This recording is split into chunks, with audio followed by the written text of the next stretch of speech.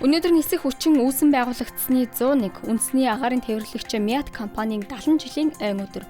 70 жилийн түүхэнд Miat компани 516 мянган удаагийн нислэг үлдээж 26 сая зорчигч тээвэрлэжээ. Өдгөө агаарын 10 хөлхөөр 15 оронд руу 50 гаруй чиглэлд, орон нутгийн 10 чиглэлд тогтмол нислэг үлдэж байна.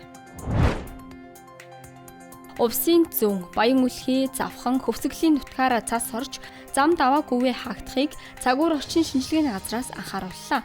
Түүнчлэн цагаагаарын урьдчилсан төлбөр ойрын 2 хоногт онцгой сэрэмжтэй байх шаардлагатай. Тодорхойлбол 26-нд нутгийн төв хэсгээр, 27 нутгийн зүүн хэсгээр бороо, уулаараа нойтон цас орж, говьтол хэрийн нутгаар салхитай байхыг анхааруулж байна. Улсын хэмжээнд өнгөрсөн 7 хоногт 8 дүүрэг 19 аймгийн 38 суманд 123 удаагийн аюулт үзэгдэл хосол гарчээ. Үүний 101 нь ахуйн хүрээний гар түмэр байсан бол 2 удаа ой хэрийн төмөр гарч мөн 2 удаа хүчтэй салхи шуурга дэгджээ.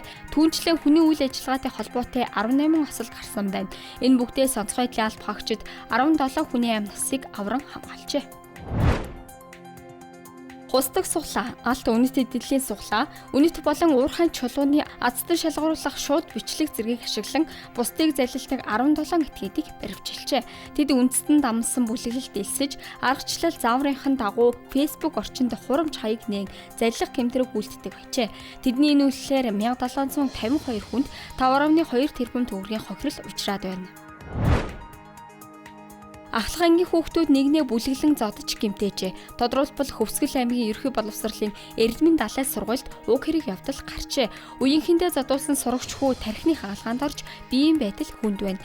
Гэмтэл согос судлалын үндэсний төвөөс шаардлагатай амжилтыг хийж байгаач найдлага бага байгааг мэдэгджээ. Бюротод цаг агаар докторгүй хിവэр байна. Тодорхойлбол Пиахта химээх газар үзэгдэх орчин хязгаарлагдмал цаасарч байгааг мэдээллээ. Тиймээс саяын замд гарахын өмнө тээврийн хэрэгслийн бүрэн бүтэн байдлыг хангаж дулаан хувцлахыг анхааруулж байна. Ice Global-ийн цөөн хормын мэдээ байлаа. Ажлын амжилт хүсье.